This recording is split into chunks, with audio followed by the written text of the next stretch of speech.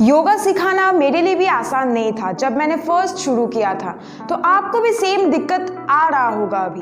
तो आज के इस वीडियो हमने आपको हेल्प करने के लिए बनाया है कि आपको अपने क्लासेस कैसे प्लान करने हैं, चाहे वो ऑफलाइन क्लास हो या ऑनलाइन क्लास हो, क्या सीक्वेंस होना चाहिए, सब कुछ आज हम इस वीडियो में बनाएंगे। तो चलिए आइए शुरू करते हैं।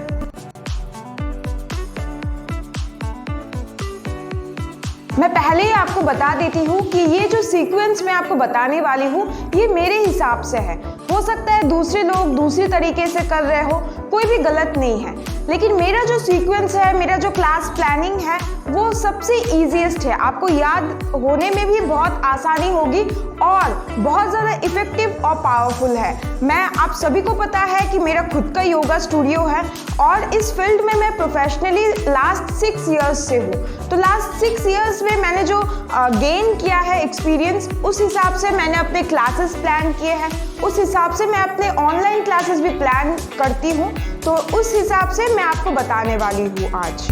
सबसे पहले आपको ध्यान रखना है कि आपके क्लास में जो क्लाइंट्स आ रहे हैं या फिर जो स्टूडेंट्स आपके क्लास में एडमिट हो रहे हैं, उनके गोल क्या है।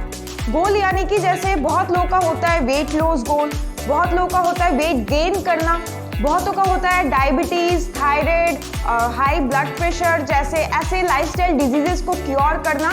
तो आपको इन सभी डिजीजेस का, लाइफस्टाइल डिजीज का एक नोट बनाना है।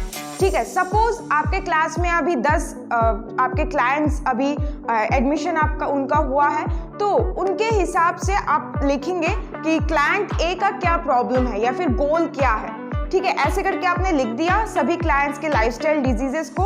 या फिर बहुतों का गोल ये भी होता है कि फिट रहना, है ना, वो भी आपको लिखना है। और फिर उस हिसाब से आपको अपने आसन उसमें ऐड करने हैं, अपने पैकेज में ऐड करना है। हो सकता है कि बहुतों का जैसे प्री डायबिटिक बहुत लोग होते हैं, ठीक है, तो जो लोग कॉन्शियस होते हैं हेल्थ के प्रति, वो क्या करते हैं, पहले ही ऐसे अपने हेल्थ को लेके कॉन्शियस होकर या तो योगा ज्वाइन करते हैं या फिर कुछ और फिजिकल एक्सरसाइज करते हैं। तो आपको ये नहीं सोचना है कि अरे इनको तो डायबिटीज नहीं हुआ है, उनको ये डायबिटीज वाला आसन नहीं करवाते, ऐसा भी आपको नहीं सोचना है। ठीक है, अगर आपको लगता है कि उनको थायराइड का प्रॉब्लम है, शायद वो प्री डायबिटिक पेशेंट है, तो डायबिटीज के लिए जो हम आसन करवाते हैं वो भी आपको ऐड करने हैं। तो ऐसे ही आपको ये आसन प्राणायाम जो लाइफस्टाइल डिजीजेस के लिए जो आसन हम बताते हैं उनका एक पहले लिस्ट बना लेना है। पहले मैं स्टार्ट करती हूँ प्रेयर के साथ। जैसे मैं गायत्री मंत्र से स्टार्ट करती हूँ, महामृत्युंजय मंत्र से स्टार्ट करती हूँ, आप कोई भी प्रेयर के साथ स्टार्ट कर सकते हैं। उसके बाद मैं जो है सूक्ष्म व्यायाम करवाती हूँ। ठीक है, तो सूक्ष्म व्यायाम क्यों करवाते हैं हम कि बहुत लोग है ना, सुबह जब हम क्लास करते हैं तो नींद से उठने के बाद ही बहुतों के बॉडी में स्टिफनेस रहता है, अकड़न रहता है। तो उस स्टिफनेस में अगर हम आसन वगैरह करवाने जाए तो मसल क्रैम्प्स होने का चांसेस रहता है। तो इसलिए पहले हम सूक्ष्म व्यायाम करके बॉडी के स्टिफनेस को कम करवाते हैं, बॉडी को थोड़ा सा ऐसे रिलैक्स करते हैं मसल्स वगैरह को, और उसके बाद फिर आसन में जाते हैं।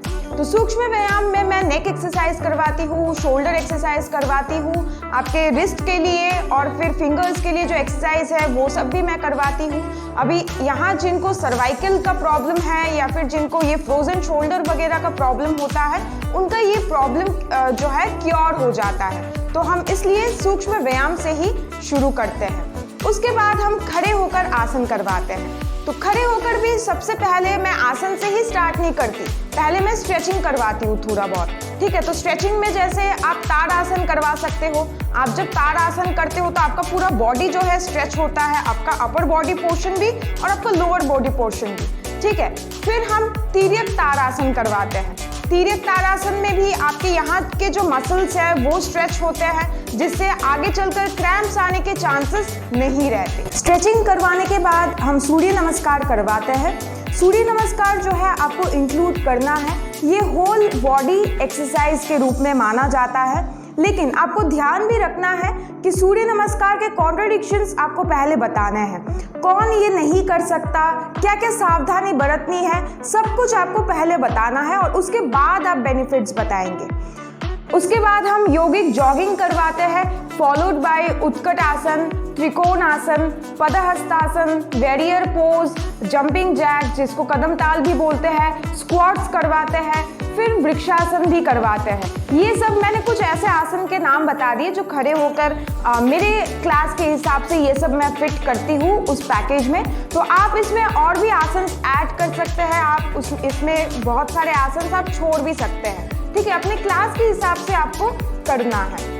फिर जो है हम बैठ कर करवाते हैं। ये हो गया हमारा खड़े होके जो भी हमने करवाया था वो सब हम करवा लेते हैं, उसके बाद बैठ कर हम करवाते हैं। अभी आपको थोड़ा सा ध्यान रखना है कि आप जो है सूक्ष्म व्यायाम में आपके कितने टाइम आपका कंज्यूम हो रहा है, खड़े होकर आसन करवाने में कितना टाइम कंज्यूम हो रहा है, आगे जो हम बोलेंगे उसमें कितना टाइम कंज्यूम हो रहा है, उस हिसाब से आपको जो है टाइम का याद आपको रखना है, टाइम आपके माइंड में होना चाहिए, ठीक है। नहीं तो बहुत बार ऐसा देखने को मिलता है कि 1 घंटे का तो हम बोलते हैं कि 1 घंटे का क्लास करेंगे, लेकिन वो 1.5 घंटा फिर हो जाता है। क्यों? क्योंकि हमको बोलना भी पड़ता है ना कि बेनिफिट्स क्या है, कॉन्ट्रडिक्शंस क्या है। तो आप पहले एक बार जो है खुद अपने कैमरा के सामने या फिर मिरर के सामने आप खुद जो है जैसे क्लास करवाएंगे वैसे आप पहले कर लो। आप अपना एक टाइमर जो है रख लो, आप देख लो कि आपको कितना टाइमिंग चाहिए होगा, उस हिसाब से आप अपना क्लास प्लान करें। फिर हम बैठकर आसन करवाते हैं।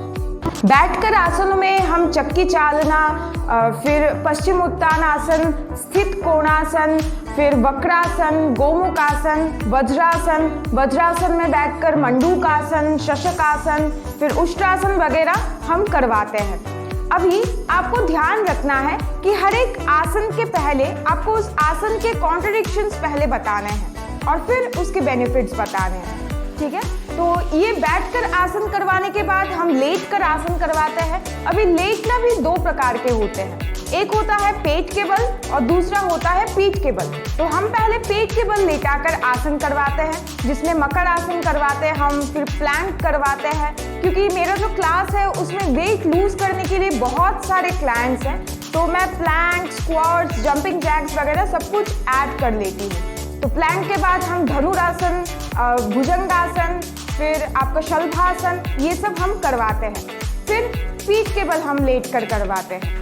पीठ के बल लेटकर हम जैसे उत्तान पादासन, नौकासन, अर्धहलासन, पाद वृत्तासन, द्विचक्रिकासन, सर्वांगासन, हलासन, फिर ये आपका जो है चक्रासन, सेतु बंधासन, ये सब हम करवाते हैं। और फिर हम मरकट आसन भी करवाते हैं, क्योंकि आजकल जो है हर एक को कमर में थोड़ा बहुत दर्द होता ही है।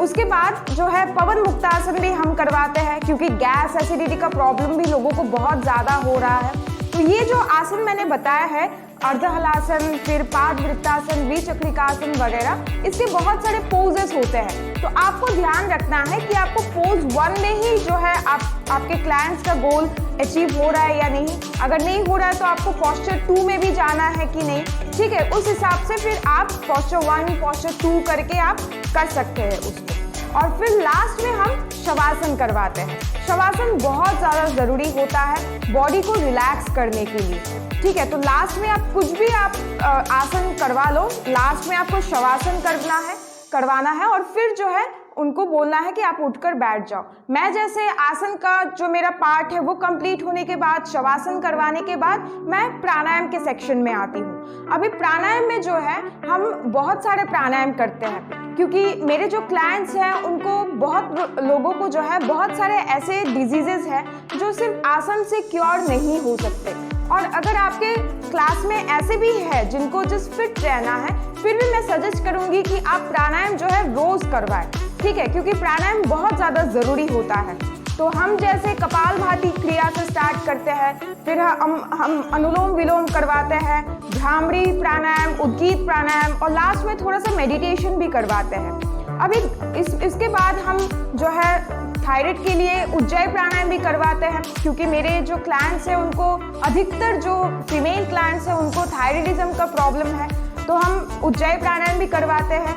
और उसके बाद त्राटक क्रिया भी करवाते हैं जो कि षटकर्म के अंडर में आता है, ठीक है। और गर्मियों के सीजन में, गर्मी का जो टाइम होता है, मैं जहाँ रहती हूँ यहाँ गर्मी बहुत ज़्यादा होता है, तो उसमें गर्मियों के टाइम पे हम शीतली, फिर शीतकारी प्राणायाम भी हम करवाते हैं।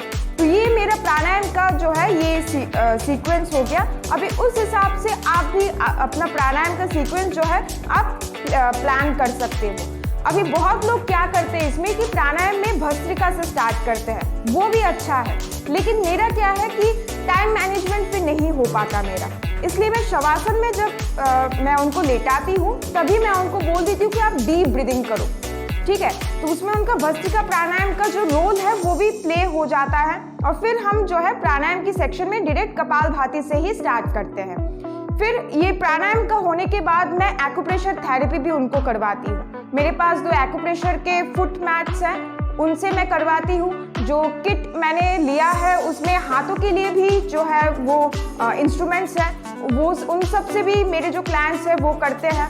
जिनका जो भी प्रॉब्लम है उनको स्पेसिफिक एक्यूप्रेशर के पॉइंट्स में बता देती हूँ और रोज जो है मेरा यही सीक्वेंस चलता है।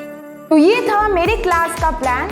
मैं आपको सजेस्ट करूंगी कि आप अपने क्लाइंट्स को अपने क्लास में पहले आसन से स्टार्ट करवाएं, पहले सूक्ष्म व्यायाम आपको करवाना है, फिर आप आसन से स्टार्ट करवाएं और फिर आप लास्ट में प्राणायाम में आए, ताकि वो जब आपके क्लास से जाए उनका बॉडी जो है पूरा रिलैक्स्ड हो, ठीक है। आप आसन करवाने के बाद अगर आप उनको छोड़ देंगे तो वो क्या है, टायर्डनेस उनमें रह जाएगा। प्राणायाम से हमको रिलैक्सेशन भी मिलता है और हमारा मन जो है वो खुश भी रहता है, पॉजिटिव भी रहता है। आई होप आपको ये वीडियो अच्छा लगा होगा, ये वीडियो आपके लिए यूजफुल रहा होगा।